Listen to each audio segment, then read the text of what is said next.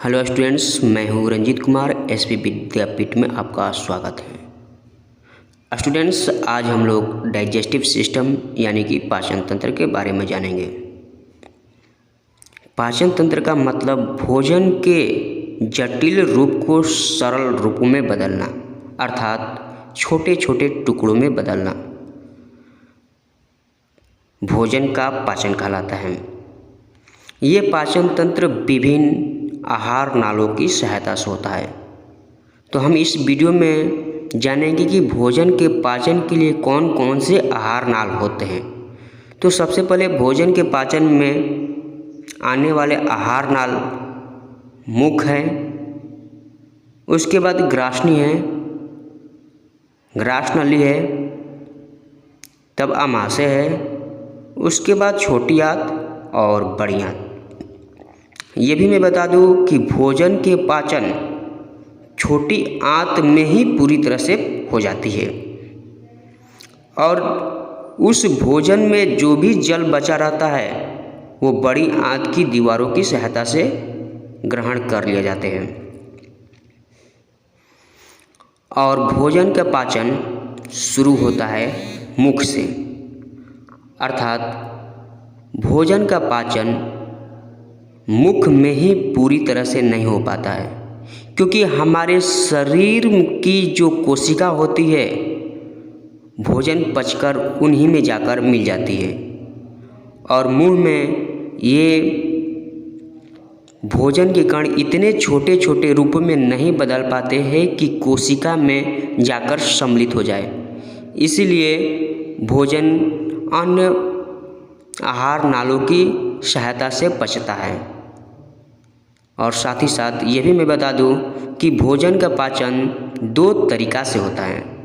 पहला तो आहार नालों की सहायता से होता है, दूसरी बात आहार नालों में कुछ पाचक रस निकलते हैं और बाहर से मिलते भी हैं, जिसकी सहायता से भोजन का पाचन होता है। मैं ये भी बता दूं कि आहार नाल में भोजन में कौन कौन से पाचक रस मिलते हैं।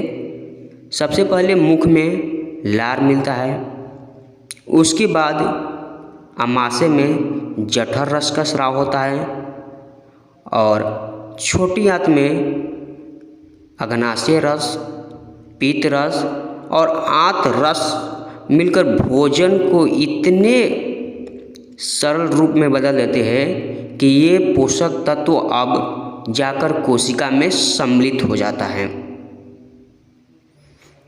तो इस वीडियो में हमने केवल पाचन तंत्र के अंग के बारे में जानकारी प्राप्त करेंगे। तो देखते हैं पाचन तंत्र में यूज होने वाले सभी अंगों का विस्तार। इसके बाद हम डिटेल्स से पूरी तरह से जानकारी प्राप्त करेंगे। ये है पाचन तंत्र का पहला भाग, जिसे मुख गुहा या आम भाषा में मुंह कहते हैं। इसमें 3 तरह के लार ग्रंथियां पाई जाती है, जिसे आप अच्छी तरह से तस्वीर में देख पा रहे हैं। पहला पैरोटिड, दूसरा सबमैंडिबुलर, तीसरा सबलिंगुअल। ये तीनों दो पाई जाते हैं, यानी कि 3 जोड़ी लार ग्रंथियां पाई जाती है।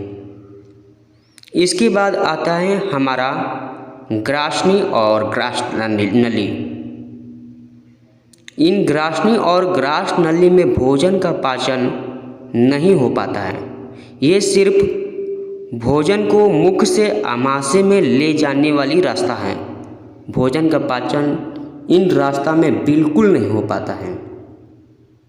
मुख से भोजन का पाचन आमाशय में डायरेक्ट होता है और आमाशय में विभिन्न पाचक रस पाई जाती है, जिसे आप आमाशय का तस्वीर जो सामने है आप अच्छी तरह से देख पा रहे हैं। इनकी दीवार में छोटे छोटे रस अंगुली जैसी संरचना उत्पन्न रहती है। उन्हीं संरचना से कुछ जठर रस का स्राव होता है और भोजन का पाचन होता है। ये भी कहा जाता है कि जठर रस इसमें करीब करीब प्रत्येक दिन 2 से 3 लीटर स्राव होता है और भोजन का पाचन इन्हीं रसों की सहायता से होता है। क्योंकि ये हमारे भोजन करते वक्त कई प्रकार के सूक्ष्म जीव भी सम्मिलित हो जाते हैं और सूक्ष्म जीव का खात्मा 2 तरीके से होता है। पहला, मुख में लार ग्रंथि की सहायता से हो जाता है और वहाँ से जो बच पाते हैं सूक्ष्म जीव इन्हीं जठर रस की सहायता से हो जाता है। हम अगली वीडियो में जानेंगे कि जठर रस में कौन कौन से रस पाए जाते हैं। इसके बाद विभिन्न पार्ट हम लोग पाचन तंत्र के जानेंगे। इसके बाद छोटी आंत में भोजन जाता है और छोटी आंत इतनी ज़्यादा लंबी है कि भोजन इन्हीं रास्तों में पित्त रस की सहायता से, अग्नाशय रस की सहायता से और आंत्र रस की सहायता से पूरी तरह से पच जाता है। इसकी लंबाई करीब 6 मीटर होती है। इसके बाद भोजन में जो जल की मात्रा बची रहती है वो बड़ी आंत में जाकर अवशोषित कर लिए जाते हैं। इस तरह से भोजन का अपचा रूप मल द्वार में जाकर संचित हो जाती है और वहाँ से समय समय पर बाहर निकलती रहती हैं। तो इस वीडियो में हमने भोजन के पाचन तंत्र में उपस्थित सभी अंगों के बारे में जानकारी प्राप्त की है और साथ ही साथ एक छोटा सा पाचन तंत्र के बारे में जानकारी भी हासिल की है।